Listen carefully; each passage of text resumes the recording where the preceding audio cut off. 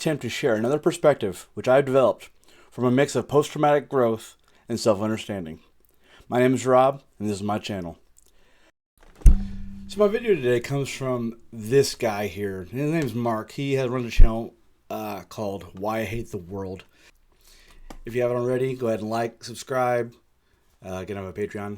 Go ahead, check me out. And here we go. Hello folks, my name is Mark. This is Why I Hate the World. How you guys doing?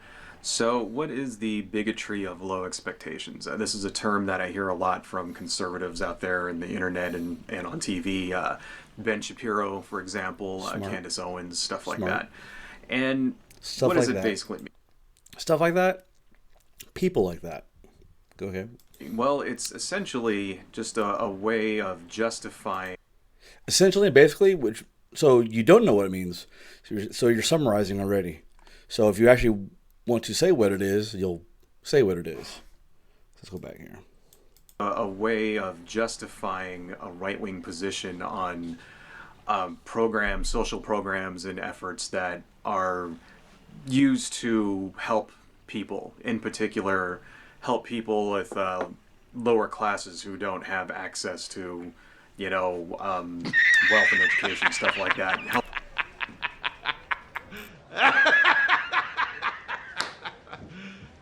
You serious? Stop it. Get some help. Basically, it means that when you have a group or class of people who you think less of, maybe not outright, maybe it's just something that's in the back of your mind. You have this group of people, you think a little bit less of them than you do other people. And so instead of expecting them to conform with the norms of society, you just expect that they won't. It's called the soft bigotry of low expectations. Any program that helps to even that out, things like welfare, affirmative action, and so on. And it's a way of justifying to themselves a position against those things. So that's not how it works. That's not how any of this works. As to not make themselves sound racist. Okay, now what do I mean by that? I think voter ID laws are a way to perpetuate racism. Would you go as far as say those laws are racist? For sure. Do you think it suppresses the African American vote? Definitely. Tell us how. Because they're less likely to have state IDs. Minority voters are less likely to have the kinds of IDs that have been described or required. These type of people don't live.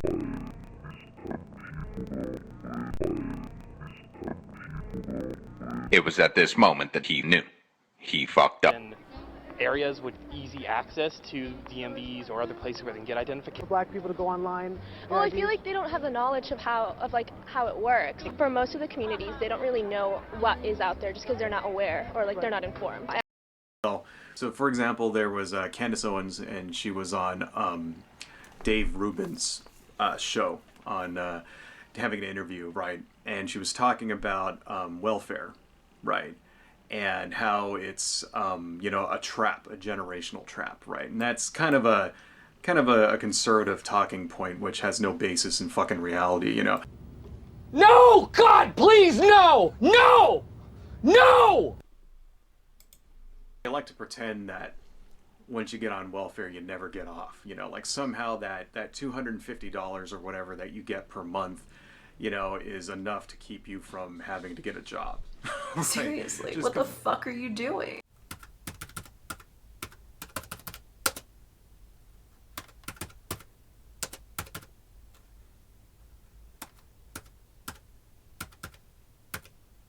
Alright, I'll let it run. It's getting kind of long, so I'll let this guy talk for himself. So, and she basically said, like, well, no one goes to these people. Like, if a mother is expecting, no one goes to her and says, this is what you're getting into if you accept welfare, and that you'll be on it for generations and you'll never get off, and blah blah blah blah blah blah blah, right? Blah. In real life, that's not blah blah blah blah blah. If you're actually going to spit out arguments, lay out the arguments. Don't just say blah blah blah. You have to assume your audience that doesn't agree with you. That's the whole point of a convincing argument. not what happens, right? right? In real life, most people, when they go on welfare, they only go on it for a certain amount of time. And then they get off welfare because they get a job, okay? And that's pretty much what the evidence shows. And that's across all races, right? But what he's not telling you is that the bar between receiving assistance and not receiving assistance is marginal. If you're right on the margin of not receiving assistance, it's easier to make less money and receive assistance than make a little bit more money and not receive assistance, because you're actually making less overall. You're being subsidized by it's essentially how what Walmart does. Walmart doesn't pay the people a lot of money, typically because most of the people who work for Walmart are on some kind of subsidy. So the taxpayers is subsidizing the paycheck of these employees from these big corporations. But again, he's so confident in what he doesn't know.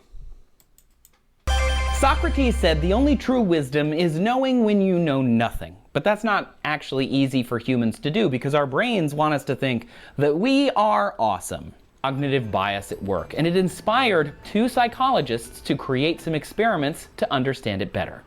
Cognitive biases are everywhere. Have you ever met someone who has one, like perhaps during a group project at school, or during an argument with a stubborn uncle, or when you had to toil alongside that coworker?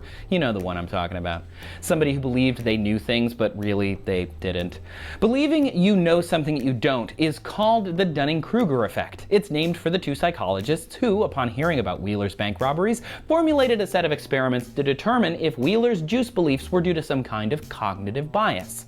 Cognitive biases allow us to convince ourselves that something is true, even if the reality is different. Cognitive biases protect us from reality. They let us process information more quickly, and they help us make decisions more quickly, but that doesn't mean that they are good. But according to Candace Owens and this made-up conservative bullshit talking point on welfare, right? It's a trap that's going to keep you in poverty for the rest of your life. And the liberals and, people like me, the liberals and the anti-racists and stuff, know that this is the case. Right. And the reason why we support this is because we think black people aren't good enough to be able to do things themselves. People who... He just said that. He thinks that black people are not good enough to do that themselves. That is the epitome of the bigotry of low expectations. Wow.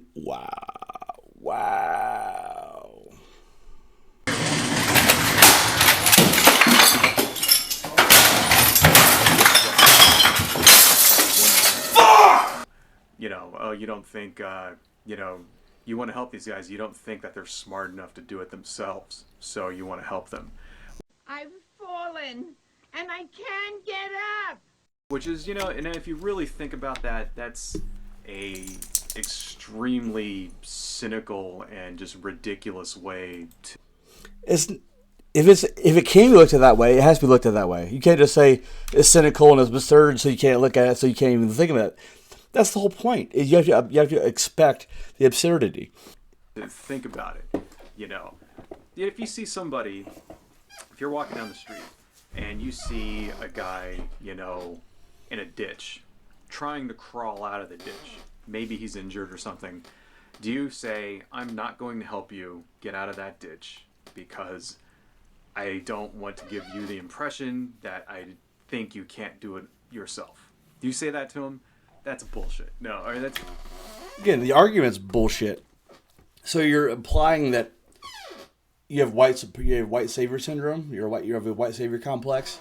That you think you're automatically the guy who's not in the ditch. You have to look at it from the perspective of being in the ditch. I'm a white gentleman. I am, not privileged by any means. I'm one step away from being homeless, for God's sakes. Like, I am not I'm not killing it, so to speak. Is the presupposition this guy has is it's staggering, and it's so blissfully unaware of his own ignorance in this. Complete bullshit. You reach your hand down, You help the guy up, all right? That's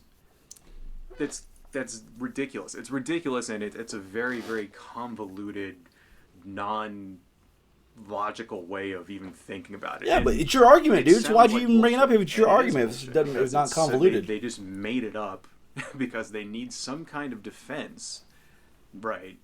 They need some kind of I don't need to defend anything. Reason to give. To give what? For their stance that is against these programs that makes them not sound like a racist. You don't scare me! That's what it is. They need a stance that, and here's, you know, what they're basically trying to do is they're trying to flip it around. You know, they're trying to take what is essentially an altruistic motive. I want to help this guy. Altruistic and make it into a negative, right? And it's basically it's very similar to virtue signaling. You know, I made a video about that. What the fuck? Altruistic motive. Insert. Not that long ago, right?